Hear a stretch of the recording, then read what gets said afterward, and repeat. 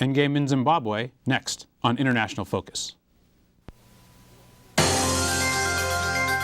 Institute of World Affairs at UWM and Milwaukee Public Television present International Focus, a global magazine linking Wisconsin and the world.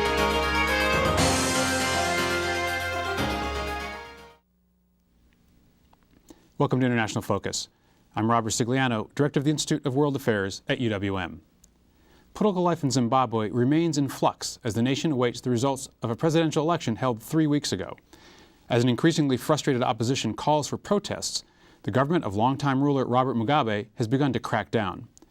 To help us explore the origins of the current impasse and the prospects for ending Mugabe's 28-year hold on power, we're joined by Johannes Britz, Dean and Professor of the School of Information Studies at UWM, and George Clark, Associate Professor of English at UWM. An award-winning author, his work draws upon his childhood in Zimbabwe, which was then Rhodesia. Welcome to International Focus. Thanks for having us. I thought we might start a little bit about talking about what the current state of Zimbabwe is, but really kind of unfolding where this all comes from, because I think it's a very different situation than perhaps most people in the United States would be used to. So I don't know, Johannes or George, if one of you wants to give us a little bit of kind of where are things now, and maybe the endgame in Zimbabwe might have been a misnomer. Is this the endgame? Is this the beginning of a larger conflict?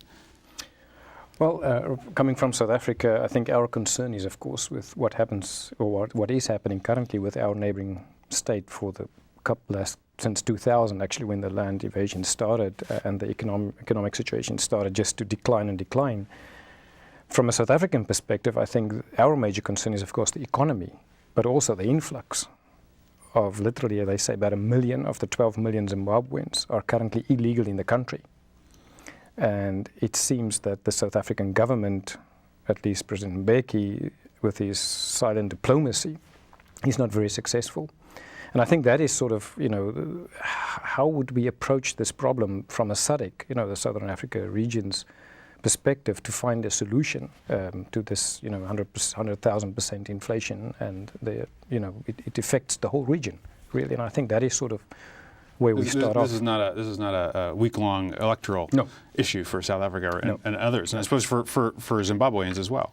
No, I think the two countries, South Africa and Zimbabwe, have always been intertwined, and their fates and the borders between the two countries, and also Botswana, are not as porous as they once were, but they are fairly porous. I've crossed the border on my own from time to time when I was a child into Mozambique and into Botswana, and it was never very difficult. It's a matter of stepping over a fence or wading through a river.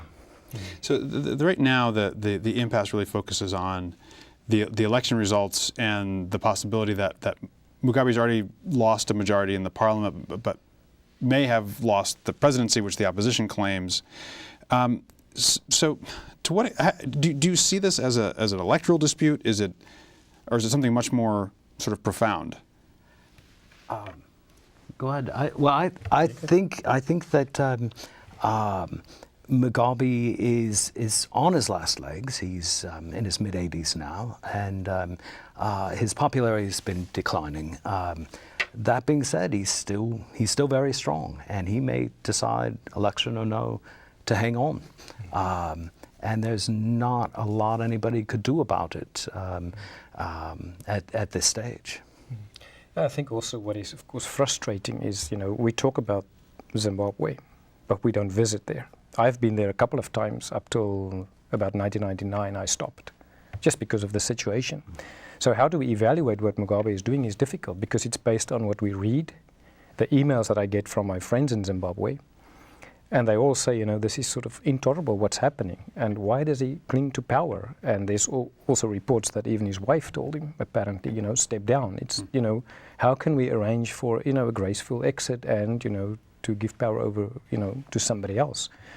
So I don't really know why does he really want to hold on to power. Maybe this is a point to sort of look back to where all this comes from. I mean, what made Robert Mugabe? I mean, a lot of people feel like he's a strong man, maybe a typical African strong man who's clung to power forever. What is the story of Mugabe? I mean, how did he become the figure he is now? I think, he's seen as one of the last big liberators in Africa. There's no doubt about that. And I think that is why he enjoys a lot of support in Africa. And sort of to say, if there's a problem in Africa, and of course, our president said there's no crisis in Zimbabwe, but he was overruled apparently by his own party to say there is a crisis. But I think that's sort of the brotherhood and the sense that, we will. So what does it mean to be a liberator? Well, sort of colonialism, to liberate Africa from the colonial powers. And he was sort of, really instrumental in not only Zimbabwe, but also for South Africa and Namibia, because he supported the ANC big time in the sense of their liberation struggle to free South Africa. So there's sort of, that moral obligation also, I think, that's just my interpretation, that he enjoys very strong support in Africa. And still from and his support base, one of the strongest contingents is the former liberation fighters. And in American media, I noticed they talk about squatters on the farms that were taken, and I was thinking most of these squatters, or a good number of them, were former liberation fighters. So it's not so easy. It's not as if they just decided they wanted to take something that wasn't theirs. And I think that there are some people who are still alive who remember when land was taken from their ancestral homesteads were taken from them. So it's not an easy situation. Then again, Zimbabwe used to be a breadbasket, and Rhodesia used to export food to southern Africa, and now they're facing severe starvation. Well, given that, and given you mentioned, Johannes, the 100,000% inflation rate and 80% unemployment, how far does this feeling of loyalty and respect go? If and by our standards, if you had a president who came anywhere close to that, right, they would be run out of office. So is it those feelings that have kept Mugabe in power? I think so, but it's eroding. How bad do things have to get? And you can't say, well, it'll never get any worse, because I think it very well could, especially if he decides to cling to power. This seems different. This election does seem different. But there's problems too. If they want to bring back in foreign investment, they would probably have to invite, the British will have to be involved in that. And that's problematic given their history. Yeah, and it's also, I don't think you can compare Africa to the West in terms of democracies. Because if you look, even if he got 49% of the votes, it's an awful lot of people voting for him in a country where you have 100% inflation rate and 80% employment. Still people vote for him. As somebody said, it's a rural area. And if you're very poor, for you it doesn't really matter if it's 100,000% the inflation rate. I mean, you live from the land. Maybe he represents your tribe, or maybe intimidation, or just a lack of knowledge, or some people might not like the MDC. So there are many other factors that come into play. You're quite right. I mean, if this happens in the US or in Europe, that government would be out immediately. And Mugabe hang in there with support. Sure. And they don't have the history too with democracy, even under. If Mugabe only gets, as you say, 49%, that's more than the total population. Or the more of the support of the total population that, say, Ian Smith's government had. So Ian Smith, the last white minority government, yes. I wonder, George, if you could talk a little bit about. I know, like someone like Nyerere in Tanzania was known as the teacher. Did Mugabe have that?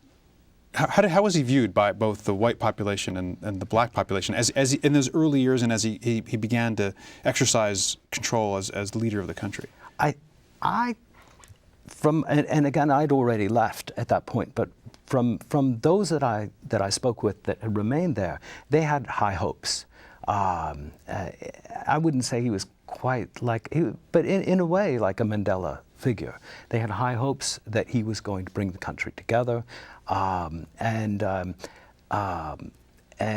for that reason, although there was a lot of capital that left in the late 70s and early 80s, there was still a lot of people stayed on.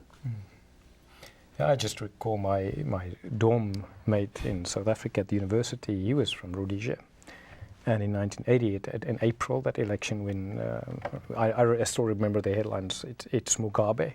And of course, it was linked to Marxism and communism, you know, the whole Cold War thing.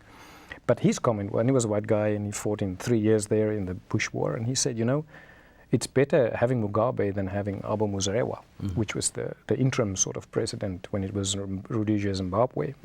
And his comment was just, with Mugabe, I know who I have. Sort of, you know, this guy is clear and, you know, let's sort of work together because this is who he is. But he was not so sure about Abo Muzarewa at that stage to see his true color, so to speak. But that was just his perception. Let's start talking about, again, kind of fast forwarding a bit to the current situation, and we've got a few minutes before the break, so maybe if we could start to talk about, so who is the opposition? So you don't hear about a lot of challengers to Mugabe over the years, and so what is the opposition now, and is that a credible force to really replace him? Well, I'm not a Zimbabwean, so I don't live there. So it's just what you read again. Yeah. And it was interesting, you know, when I did a little bit of reading again on Morgan Tsvangirai, who's now sort of mobilizing the opposition. I think the first round in 2000, he wasn't that strong. He had a lot of support. And there were even people who said, you know, will he be a good replacement for Mugabe? Because what about, you know, his style? Is he going to bring back democracy, or will it just be another change?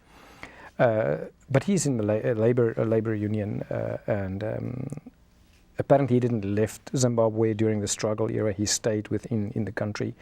And the interesting thing that I also read about land reform and the taking of land, which is a sensitive and a critical issue in Africa, is apparently the MDC's position is, yes, we will continue with land distribution, but in a much more ordinary way, like compensation, like, you know, we have currently in South Africa the case. So, you know, I think that's part of the problem, is strong leadership in the opposition. So we will see how this plays out. Has the opposition been very fractured and not able to really launch a challenge to Mugabe?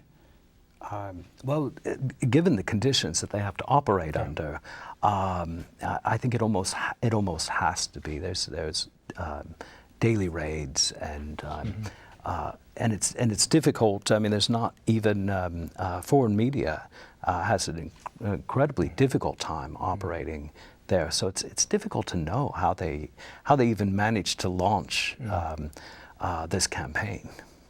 They had called off, or were thinking about calling for mass protests when the election results were delayed again, and were blocked by the courts, yes. And then they eventually had to sort of scale that back, I guess, which is a bit of a testament to the sort of the difficulty of being in opposition in Zimbabwe. Yes. I want to pick up on this when we get back from our break. We're about to take our break, and we'll also talk a little bit more about how do we untangle this mess. How do we move forward from here? We'll be back on International Focus in just a moment. The Institute of World Affairs presents our community with a range of public programs relating to global issues, U.S. foreign policy, and the world economy.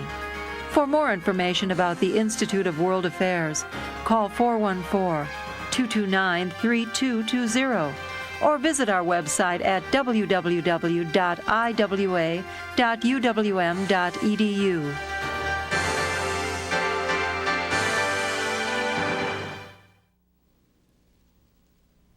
Welcome back to International Focus. We're talking about the electoral crisis in Zimbabwe with Johannes Britz, Dean of the School of Information Studies at UWM, and George Clark, Associate Professor of English, also at UWM.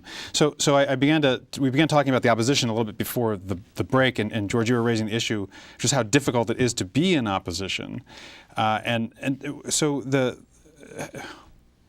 Mugabe government has been accused of, even recently now, cracking down. Is he? I guess it raises kind of a conundrum. On the one hand, he's portrayed as being a very strong-fisted person who doesn't allow opposition and takes brutal reprisals. On the other hand, how do you even get in the position of having an election you might not have won if you were that person? So do you have any thoughts on how you could be both the strong man and almost losing an election? I think when things get bad enough, you start, if you're trying to hang on to power, you start to worry about creating martyrs. We see this in other countries right now. And sure, the easy thing would be to just brutally step on this opposition. But I think we saw this with Ian Smith's government. And eventually, you just can't put out all the fires. Yeah, Rob, I also think, for me, the worst case scenario will be, if it's not already a worst case scenario, is that Mugabe might hold on power with intimidation and have a second runoff and win the second round of votes as president and just crack down even more. I don't hope that'll happen. Well, I guess I want to. So we look at various sort of possible future scenarios here. One of them is he cloaks his continuation in power in some sort of electoral legitimacy, whether he won the election outright the first round or he wins runoff, which the opposition currently opposes. So if we go that route, then it doesn't sound from what you're saying, George, that he's looking at smooth sailing for another 6 years or whatever the length of the term is. So what happens in that scenario? I think eventually you hold on until either he dies of old age or he's thrown out, and you hope for the former, because if there was a civil war, how bad could things get? That's why I never think that we've hit the bottom in Zimbabwe, because I think it's still a very rich country. It's still it still has some, although its infrastructure is crumbled, it's still there. And I think that if there were a civil war, you wonder what would be left. Is that a possibility? Do you think, Johannes, in terms of if the protests, they avoided calling these mass protests for fear that there would be reprisals and a lot of people would lose their lives potentially. But is that route where you have? It might be, as you said. I think it's going to be a humanitarian crisis if this continues. If he's going to be back in power, what is still for me a concern is that Tsvangirai now announced sort of a mass action, and it didn't really materialize because there's still the power to keep them in control. So if you want to, if there is going to be a civil war, how do you mobilize the people when these people are so strong in force? I think the real change should take place when the regional states, South Africa in particular, take a very strong stance. And currently with our president, Thabo Mbeki's stance from quiet diplomacy proves to be unsuccessful. But there's a new president, Jacob Zuma of the ANC, and he made some other. Well, Johannes, maybe talk a little bit about that, historically, that relationship, and you referred to it some, George, about between Mbeki particularly and Mugabe, but between the ANC and Mugabe and the role they've played in 2000 and up until now. Well, as I said, it's both of them are liberation movements. Mugabe liberated Rhodesia, and the ANC with Thabo Mbeki, liberated South Africa. So there's sort of this link, and I spoke to one of my ANC friends about this being togetherness in Africa, that, if you're part of the ANC, it's much bigger than just a political party in South Africa. It's like being part of Africa, and that there's this deep-rooted support for one another. And I think that's going to be a big challenge, because the MDC is not the traditional liberators. And so I think also that the neighboring countries, all Namibia... Meaning that because they're not a traditional liberator, they don't enjoy that same depth of conviction. So like Mozambique, Angola, Namibia, they're all, the current governments, most of them are still, very closely tied into the liberation struggle. And this is sort of different.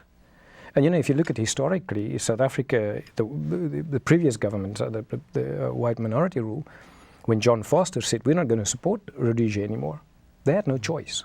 Right. to really, when the Kissinger plan came in 1976 and the Lancaster, you know, South Africa withdraw their police troops from the borders, that forced Ian Smith to change. And so, you know, historically, if South Africa say, listen, you know, you better change, they will change. At the beginning of the embargo, goods were still coming in through South Africa. It was only when they stopped that pressure was put on Ian Smith. Yeah, but all these countries have had strong guerrilla movements, and there seems to be no real armed opposition right now. But I feel like that could change at any time. Well, would it be likely? I mean, a lot of times guerrilla movements get a lot of support from external countries. Mm-hmm.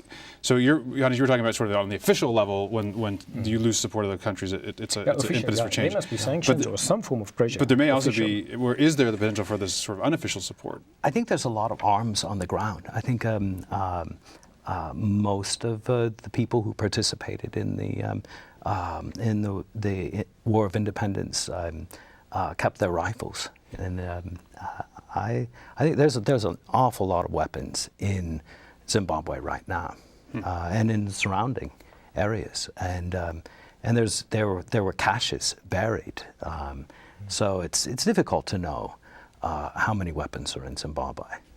If we look at the other side of the equation, if Morgan Tsvangirai, the opposition leader, were to come in, let's say go to the other end of the continuum, and the government says, oh, you know, we counted the votes again, and for the third time, and yeah, he did get 50.1% of the vote and won the presidency outright. There might be those who say, be careful what you wish for. I mean, would you really want to be president of Zimbabwe? What could he do if he were to come into that post? Well, I think first of all, he will need huge international support. You know, the World Bank, the G8 needs to pump in really billions of dollars or euros into the country to rebuild it. And as you said, it's inherently a rich country. You know, minerals, water, the Kariba, food production, it can happen. But then you have the country is sort of totally ruined. And the other thing is, of course, they also need the political and economic support from their neighbors. So it will be interesting to see if that happens, how the South African government is going to react in terms of full support, economic support, political support, tourist support, tourism, to really rebuild. So that's a huge task ahead, irrespective of, and they need to invite investment back. And how do you do that? If you're an investor, you have to think of the risks and the amount of money that you could get back, the amount of return on your risk. And right now, it's not a good picture. Well, I'm wondering also, you mentioned about this reservoir of goodwill toward Mugabe because of his historical position in Zimbabwe, which I guess history would show that it buys him a lot of tolerance, that people are willing to put up with a lot of material discomfort because of this. If Morgan Tsvangirai doesn't have that, I think is what you were saying before, Johannes, does that mean he's a president waiting to get deposed because there won't be this sense of, well, we owe it to him to sort of tolerate the policy or give him time to change inflation or unemployment? Yeah, that's going to be difficult to see, how to project what's really going to happen and the kind of support that he will receive. I think if you turn that around and say, if Morgan Tsvangirai is going to be the president, what will the Mugabe supporters do? Will they accept that? Are they ready to say, okay, yeah, now, we are going to step back, and because he controls the police and the army, those are strong things. And I know when we negotiated our own change in the South African society, it was who controls the military and the police? You need to manage them. And even in Zimbabwe's change from Rhodesia, it was sort of there's going to be a military coup. And that had to be managed. And South Africa had the same problem. So what do you do with the one in power stepping out of power?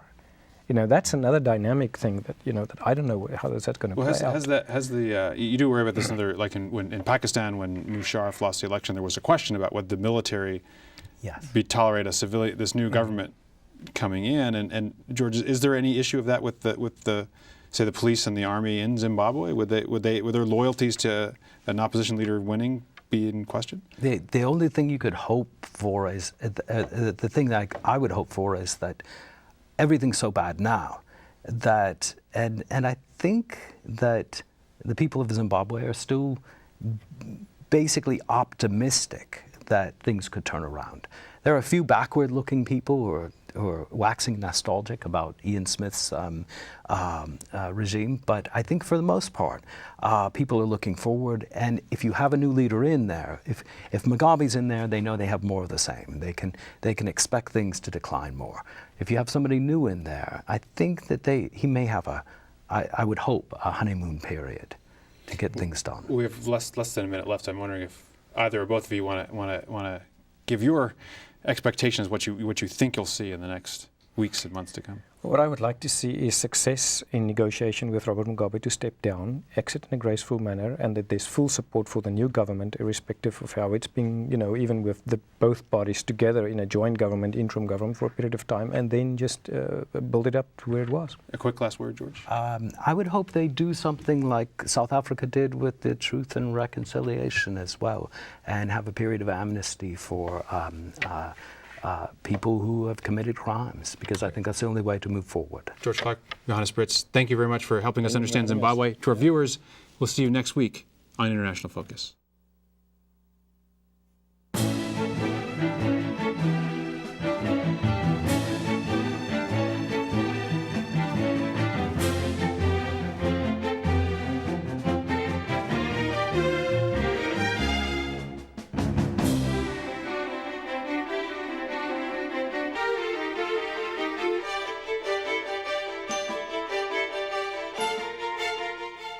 For information about the Institute of World Affairs and its many programs, or to become a member of the Institute, call 414-229-3220 or visit us at our website.